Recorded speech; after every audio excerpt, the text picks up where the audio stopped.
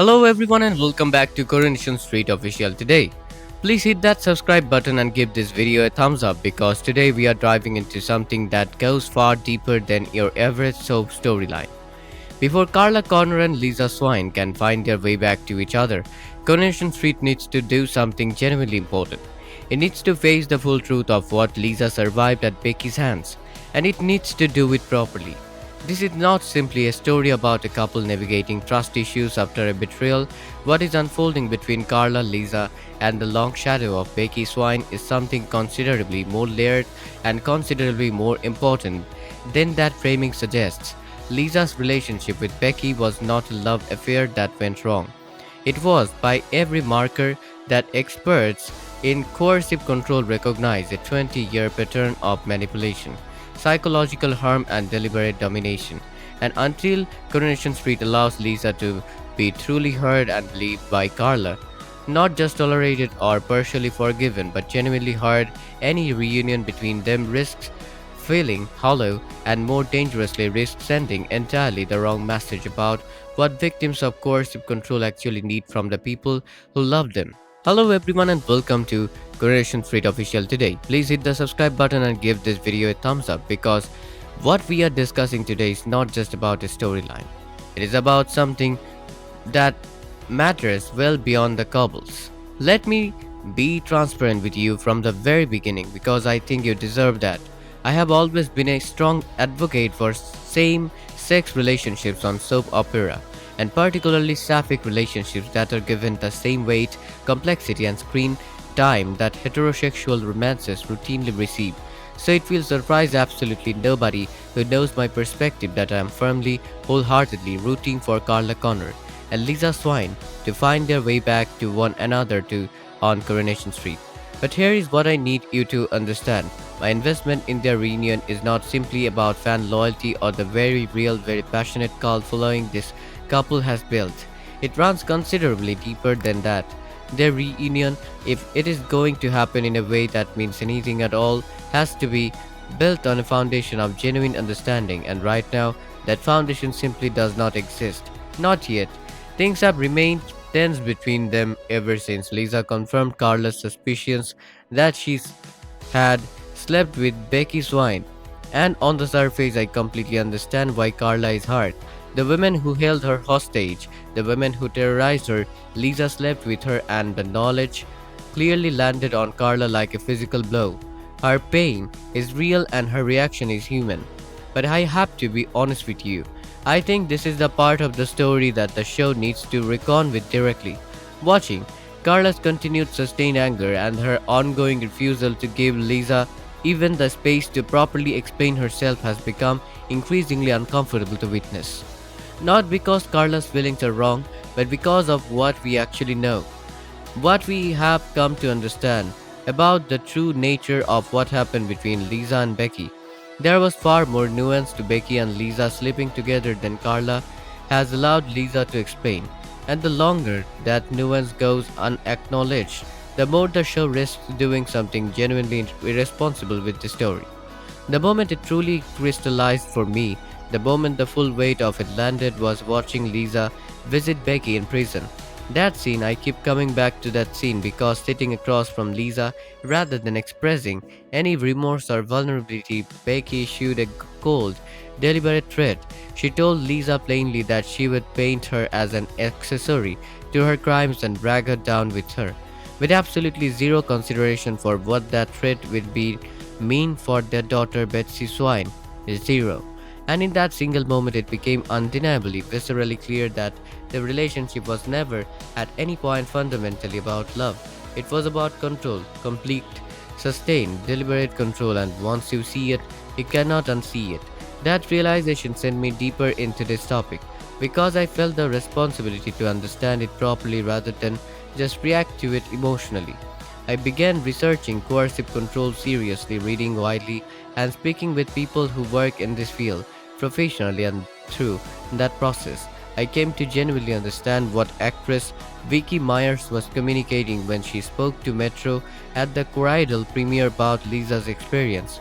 Myers described it as coercive control and manipulation.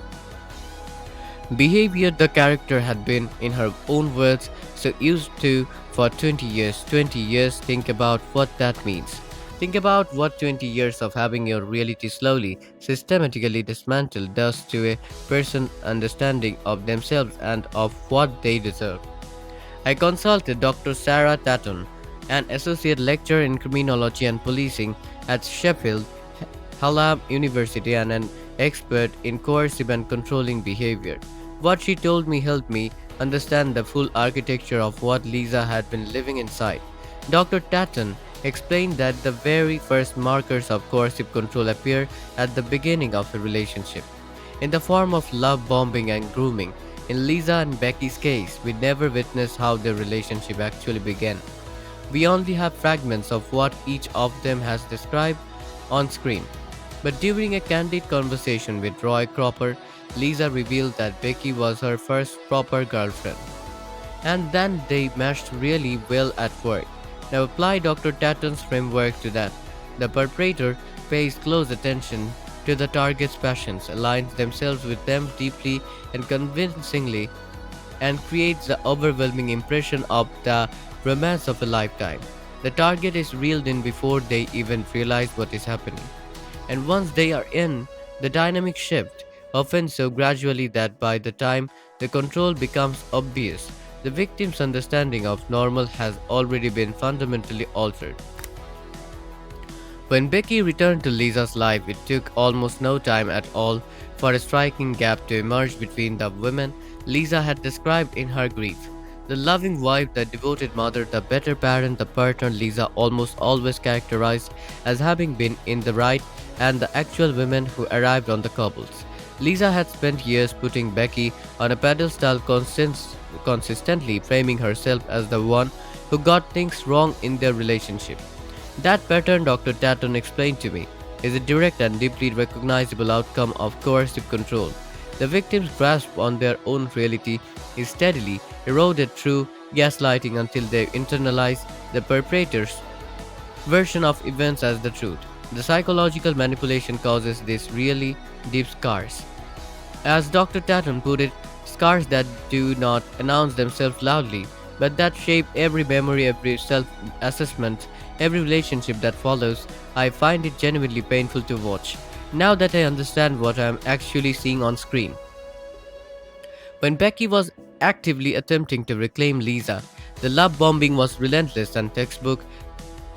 Constant compliments, overwhelming affection, a steady, deliberate campaign to make Lisa feel adored while simultaneously ignoring every boundary Lisa tried to establish. She leveraged the story of a dangerous gang to justify her presence, her demands and her intrusions, turning the manufactured threat into a mechanism for compliance. She convinced Lisa to allow her to stay. She pushed towards pain, toward isolation, toward severing Lisa's connections with everyone outside of her and Betsy. There are not the actions of someone who loves a person. They are the calculated moves of someone who needs to be owned one.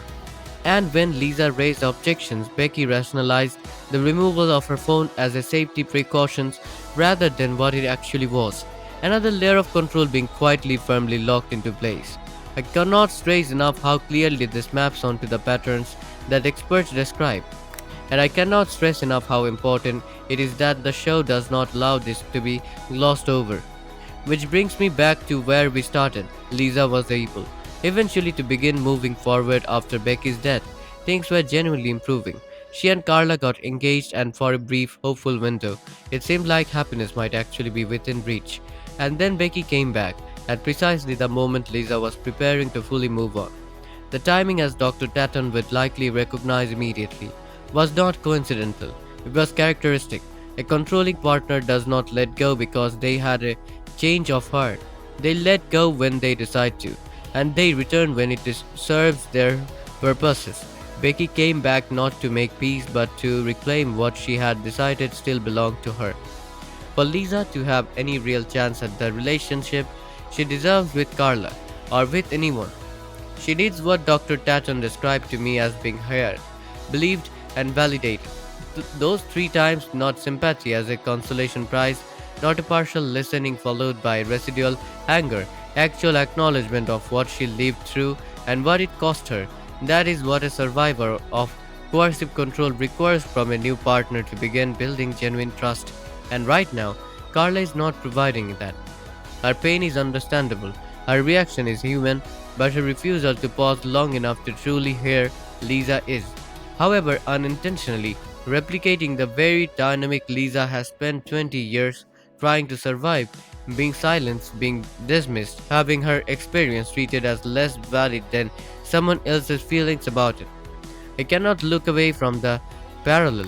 I do not think the show can afford to ignore it either. And this is exactly where the story stops being just drama and starts becoming something much deeper, something that actually matters. Because if Carla cannot pause her anger for even a moment, then what does that say about how we, as viewers, understand hidden abuse? I'll be honest here, it's been difficult to watch not because it's unrealistic, but because it feels too real. And maybe that's the point the show is quietly making. Lisa doesn't just need forgiveness, she needs to be heard. And right now, that silence around her truth feels louder than any argument. And if Coronation Street gets this wrong, it risks turning a powerful story about survival into something far more uncomfortable, something that unintentionally blames the victim. But if they get it right, this could be one of the most important relationship arcs we have seen in years. One that shows healing is messy, slow, and never as simple as choosing sides. Personally, I think Carla still loves Lisa deeply, but love without understanding can become its own kind of barrier, and that's the real tension here. So the question now isn't will they reunite, it's how they reunite, and whether that reunion will actually feel earned. Could Carla finally start listening, even if it challenges everything she believes? Will Lisa find the strength to speak her truth, even if it risks losing Carla completely? And here's the bigger question. Are we about to see justice for what Lisa went through? Or will it be brushed aside too quickly? Looking ahead, I have a feeling this isn't over. Not even close. There is still a moment coming where everything shifts, where the truth can't be ignored anymore. And when that happens, it could change both of them forever. So maybe the real story hasn't even begun yet. And that's what makes this so hard to look away from. Why do you stand on all of this? Do you think Carla is being too hard on Lisa given what we now understand about Becky's behavior? And do you believe the show will give this storyline the careful, responsible treatment it genuinely deserves? Drop your thoughts in the comments because this conversation needs to be had. Hit the like button if this story has been sitting with you the way it has been sitting with me. And please subscribe to Coronation Street Official today so you never miss a video. This is exactly the kind of story we should all be paying close attention to.